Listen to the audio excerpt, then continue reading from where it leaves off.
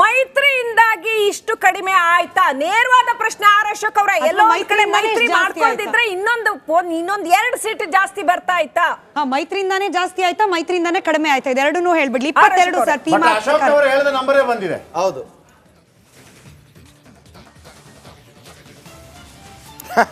ನೋಡಿ, ಈಗ ನಾನು ಖುಷಿಯಿಂದ ಇದ್ದೀನಿ. ನಾವು ಚುನಾವಣೆಗೆ ಮುಂಚೆ ಹೇಳಿದ್ರಿ ನಾವು 23 ಸ್ಥಾನ ಗೆಲ್ತೀರಿ ಅಂತ. ನೋಡಿ 22 ಬಂದಿದೆ, ಹತ್ತತ್ರ ಬಂದಿದ್ದೀರಿ, ಸತ್ಯಕ್ಕೆ ಹತ್ತಿರವಾದ. ಆದರೆ ಕಾಂಗ್ರೆಸ್ಸಿನ ಡಿ ಕೆ ಶಿವಕುಮಾರ್ ಹೇಳಿದ್ರು ನಾನು ಹೇಳಿದ್ದೆಲ್ಲ ಸತ್ಯ ಆಗಿದೆ, ನಾನು ಈ ಸರಿ 20 ಗೆಲ್ತೀನಿ ಅಂತ ಹೇಳಿದ್ರು. 20 6 ಎಲ್ಲಿ ಅವ್ರದ್ದು? 20ಗೂ 6ಗೂ ಅಜಗಜಾಂತರ ವ್ಯತ್ಯಾಸ ಇದೆ. ಅವ್ರದೇ ಸರ್ಕಾರ, ಅವ್ರದೇ ಮಂತ್ರಿಗಳು ಹಣದ ಒಳೆಯನ್ನು ಹರಿಸಿದ್ದಾರೆ. ಅದರಲ್ಲೂ ಫ್ರೀ ಅಂತ ಹೇಳಿ ಒಂದು ಕ್ಯೂರಿಯಾಸಿಟಿ ನನಗೆ, ಅಭಿವೃದ್ಧಿ ಕಾರ್ಯಗಳ ಇಡೀ ಒಂದು ಕ್ಯೂರಿಯಾಸಿಟಿ. 6 ಕಾಂಗ್ರೆಸ್ನ ಕ್ಷೇತ್ರ ಇದೆಯಲ್ಲ, ಯಾವ್ದೆಲ್ಲ ಆಗಿರ್ಬೋದು ನಿಮ್ಮ ಪ್ರಕಾರ? ಯಾವ್ದೆಲ್ಲ ಆಗಿರ್ಬೋದು? ನೋಡ್, ಒಟ್ನಲ್ಲಿ ನಮ್ಮನ್ನು ವಿಲನ್ ಮಾಡಬೇಕು ಅಂತ ನೋಡಿ ನಮ್ಮ 28 ಕ್ಷೇತ್ರದ ಅಭ್ಯರ್ಥಿಗಳೇನಿದ್ದಾರೆ ಪಾಪ ಶ್ರಮ ವಹಿಸಿ ಕೆಲಸ ಮಾಡಿದ್ದಾರೆ. ಅವರು 4ನೇ ತಾರೀಕುವರೆಗೂ ಖುಷಿಯಾಗಿರ್ಲಿ, ಅವರು ಖುಷಿಯಾಗಿರ್ಲಿ. ಗೊತ್ತಾಗಿದೆ ನಿಮ್ಮನ್ನು ವಿಪಕ್ಷ ನಾಯಕನಾಗಿ ಯಾಕೆ ಆಯ್ಕೆ ಮಾಡಿದೆ ಅಂತ ಹೇಳಿ. ಥ್ಯಾಂಕ್ ಯು ವೆರಿ ಮಚ್ ನಮ್ಮ ಜೊತೆ ಮಾತನಾಡಬೇಕಾಗಿ ಅಶೋಕ್ ಅವರು. Thank you very much. Yes, ನೀವು ಹೇಳ್ತಾ ಇದ್ರಿ ಸರ್. ನನ್ನ ಪ್ರಕಾರ ಯಾರು ಅಂತ 6 ಚಾಮರಾಜನಗರ, ಹಾಸನ, ಹಾಸನ, ಕಾಂಗ್ರೆಸ್.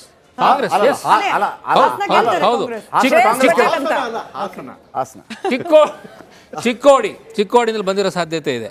ಮತ್ತೆ Davanagere, then Chitradurga is a possibility. ಇದು ನನ್ನ ಕ್ಯಾಲ್ಕುಲೇಷನ್. ನಡಿ ಈಗ ಶುರು ಮಾಡೋಣ.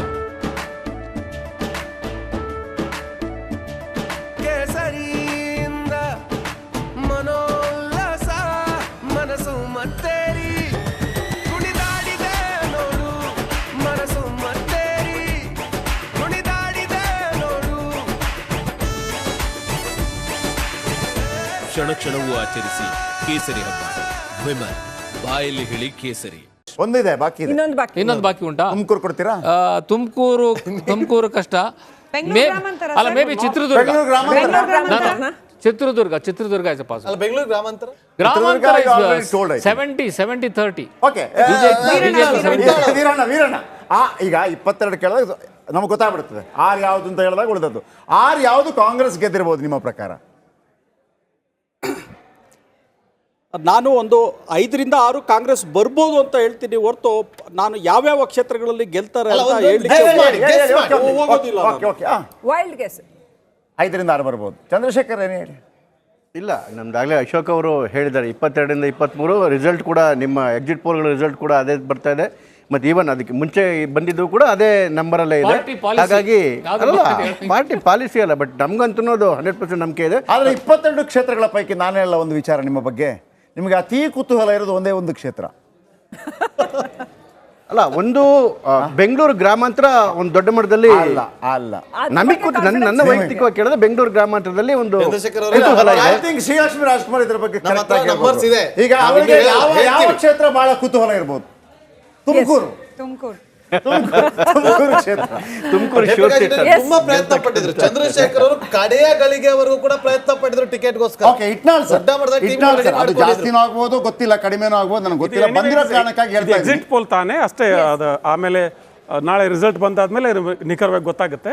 ಈ ಒಂದು ಸಂಖ್ಯೆಗಳನ್ನ ಇಟ್ಕೊಂಡು ಮಾತಾಡೋದಾದ್ರೆ, ಈ ಕಾಂಗ್ರೆಸ್ಸಿನ ಈ 6 ಸೀಟುಗಳು ಯಾಕೆ ಕಡಿಮೆ, ಅವರ ಅಪೇಕ್ಷೆಗಿಂತ ನಿರೀಕ್ಷೆಗಿಂತ ಕಡಿಮೆ ಯಾಕೆ ಆಯಿತು ಅಂದರೆ, ಕಾಂಗ್ರೆಸ್ನ ಸೀಟು ಹಂಚಿಕೆ ನೋಡಿ, ಸುಮಾರು 12 ಸಿಟ್ಟಿಂಗ್ ಮಿನಿಸ್ಟರ್, ಅಧಿಕಾರಾರೂಢ ಮಂತ್ರಿಗಳ ಮಕ್ಕಳಿಗೆ, ಪರಿವಾರದವರಿಗೆ ಟಿಕೆಟ್ ಕೊಟ್ಟಿದ್ದಾರೆ.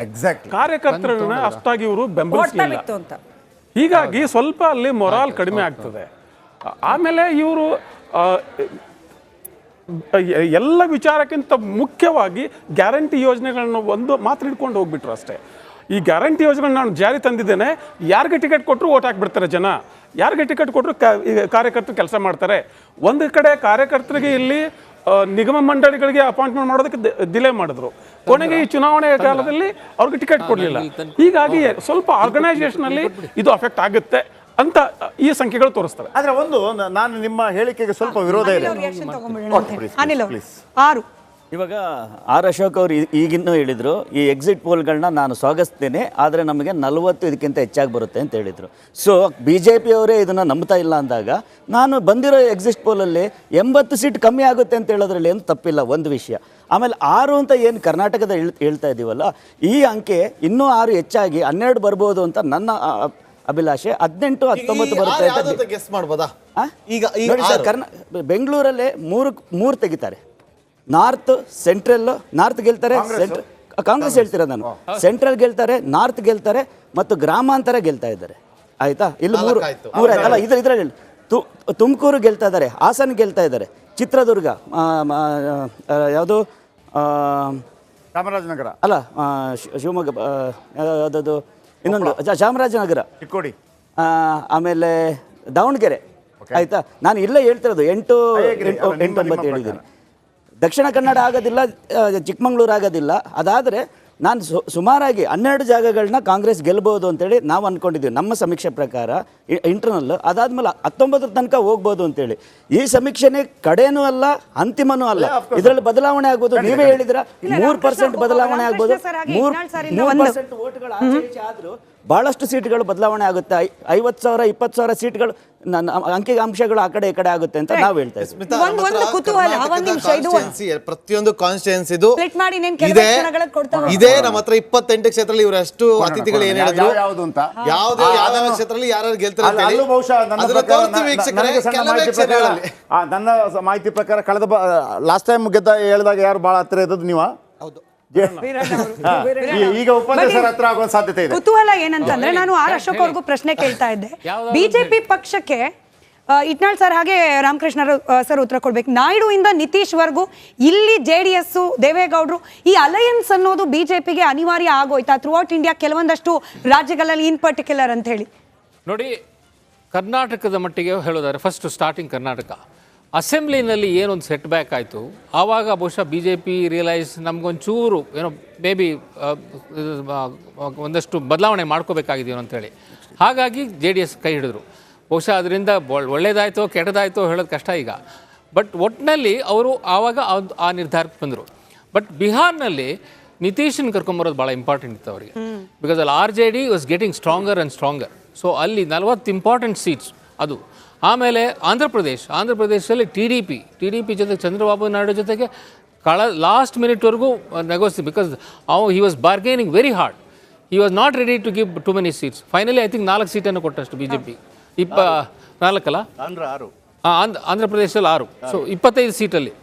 So he has taken maximum even in the assembly. ಅಲ್ಲಿಗ ಸೈಮಲ್ಟೇನಿಯಸ್ ಎಲೆಕ್ಷನ್ ಇದೆ. ಸೊ ಅಲ್ಲಿ ಇವನ್ ಅಸೆಂಬ್ಲಿಲಿ ಕೂಡ he has taken maximum number of seats. So ಈ ರೀತಿ ಕೆಲವೊಂದು. ಆಮೇಲೆ RLD ಉತ್ತರ ಪ್ರದೇಶದಲ್ಲಿ 61 ಬಂದಿತ್ತು, 62 ಸೀಟ್ ಬಂದಿತ್ತು. ಈ ಸರ್ತಿ ಜಾಸ್ತಿ ಮಾಡಬೇಕಾಯ್ತು. ಅದಕ್ಕೆ RLD ತೊಗೊಂಬಂದಿದೆಯಲ್ಲ, ಅದರಿಂದ ಒಂದು 5-6 ಸೀಟ್ಗಳು ಬರುವಂಥ ಜಾಸ್ತಿ. ಸೊ ಈ ರೀತಿ ಭಾಳ ಮ್ಯಾಕ್ರೋ ಲೆವೆಲ್ ಕೊಟ್ಟು ತಗೊಂಡ್ರು. ಹೌದೌದು, ಭಾರತ ರತ್ನ ಕೊಟ್ಟು RLD ವಶಕ್ಕೆ ತಗೊಂಡ್ರು.